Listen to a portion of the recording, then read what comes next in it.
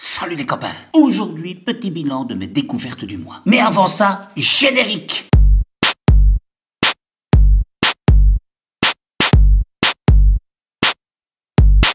Alors, j'ai répertorié pour toi des découvertes dans 9 catégories différentes qui pourront changer selon les mois.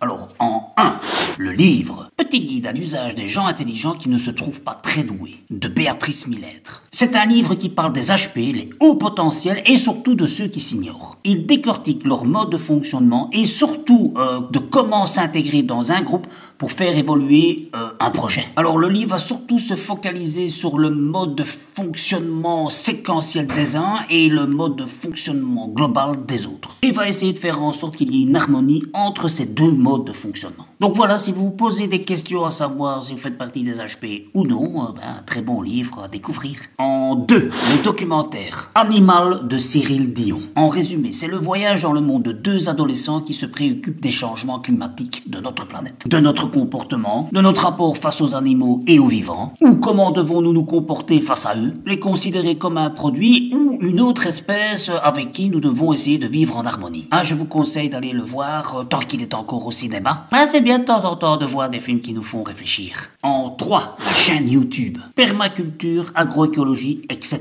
Une chaîne YouTube sur la permaculture, le potager et tout ce qui va avec. Tu trouveras quoi et comment faire dans ton potager et ce, tout le long de l'année. Et en prime, plein de beaux conseils et surtout pas de prise de tête. Que peut-on demander de mieux à une chaîne YouTube? En 4, la recette empanadas façon italienne. C'est une pâte feuilletée à l'intérieur de laquelle tu peux composer un tas de mets différents et de saveurs tout aussi bonnes les unes que les autres. Alors si tu veux vraiment te rendre compte de ce que c'est, j'ai fait une petite vidéo que tu peux trouver ici. Et apprécie-la et fais-la. Fais-la surtout. Tu vas voir, c'est super facile à faire et tu peux tellement varier les goûts que tu manges jamais deux fois la même chose. En 5, un ustensile. The pot à compost. Alors l'avantage de celui-ci, c'est qu'il y a un double filtre, tu vois, et c'est qu'il ne permet pas aux petites mouchettes et bestioles de passer au travers et d'aussi, si on veut,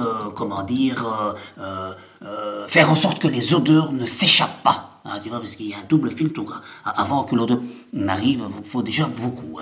Alors c'est vrai que celui-ci, il n'est pas super bon marché, mais n'empêche qu'on l'emploie tous les jours sans avoir des odeurs dans la cuisine, ce qui n'est pas négligeable entre nous. En plus, il est en fer, et donc se lave très facilement. Vous pouvez le mettre au lave-vaisselle, pas de problème. Je conseille quand même toutefois d'enlever les filtres si vous achetez ce genre de pot à compost. J'essaierai de te mettre un lien dans la vidéo pour que tu puisses visualiser de façon un peu mieux, parce que là c'est compliqué de te le montrer, et tu verras bien si ça t'intéresse ou pas. En 6, astuce, déco de table de fête d'Halloween. Bon alors si tu n'as pas encore fait, c'est plus que le moment de fabriquer ta déco pour Halloween. Là on est dans une période où peut-être tu l'auras pas fait le jour même, et d'ailleurs quand cette vidéo sera diffusée peut-être que ce sera passé, j'en sais rien, mais dis-toi que ça peut se prolonger encore toute la semaine.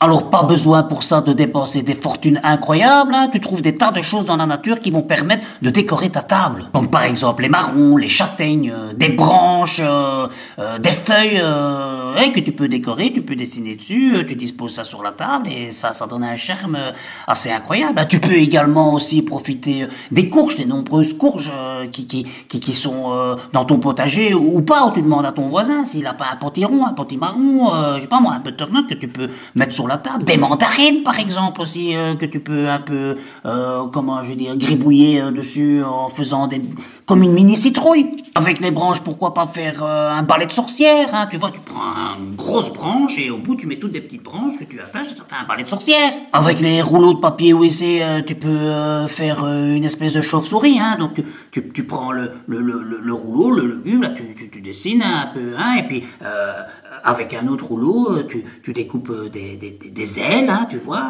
et dans le reste tu peux même mettre des petites oreilles.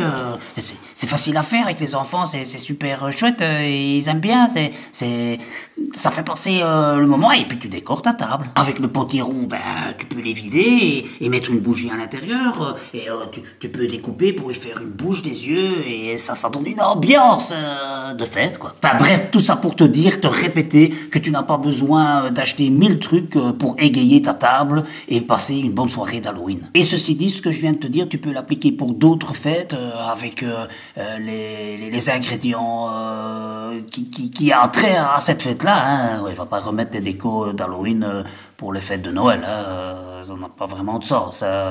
Mais tu peux adapter. En 7, le film. Alors, Minamata de Andrew Levita avec Johnny Depp. Alors je dois déjà vous avouer, j'ai presque pas reconnu Johnny Depp. Tellement ils l'ont bien, enfin pas grimé, mais il s'est bien transformé là. C'est bon qu'on m'a dit au départ que c'est Johnny Depp, puis j'ai fait attention, bah oui quand même je l'ai reconnu. Mais au départ c'était pas gagné. Mais quand tu le vois là et quand tu le vois dans le Pirate des Caraïbes, c'est vrai que c'est quelqu'un d'autre. Hein. Bref, ceci dit, que raconte le film? Alors il retrace le parcours d'un reporter photographe du Life qui fait un reportage au Japon dans les années 70. Alors pourquoi au Japon? Parce qu'il essaye de mettre à la lumière du jour la pollution et l'empoisonnement au mercure d'une société qui se situe à Minata et qui rend les gens assez atteints de difformités dans la région. Un combat qui va durer des années dans une région où tout le monde s'en fout. Ce qui se passe là-bas, c'est... Mais bon, il a réussi à le mettre quand même à la lumière du jour et c'est quand même paru dans le Life. En 8, le compte Instagram. Alors, j'ai choisi pour vous celui de Géraldine Rémy. Alors, Géraldine est l'auteur de 2 livres, Les secrets de la licorne et Qui veut la peau de la licorne. Sur son Insta, actuellement, elle vous parle beaucoup d'éco-anxiété et de comment essayer de l'apprivoiser. Il y a également des tas de témoignages de personnes. Elle parle aussi de sa transition écologique. Et ce qui est super intéressant, c'est qu'elle fait ça avec énormément d'humour. Voilà un Insta à te conseiller. Hein. Donc, je répète, Géraldine Rémy. R-E-M-Y. En 9, l'application. Elle s'appelle Merlin. Et c'est une application qui te permettra de reconnaître les oiseaux, soit en les photographiant, soit en enregistrant leur chant. Alors, ce qui est bien avec cette application, c'est où que tu sois, hein, géographiquement, il te détermine par son logiciel les oiseaux qui sont normalement dans la région et qui vivent là. Et quand tu les photographies ou que tu prends leur chant, si tu ne les connais pas, le logiciel va te dire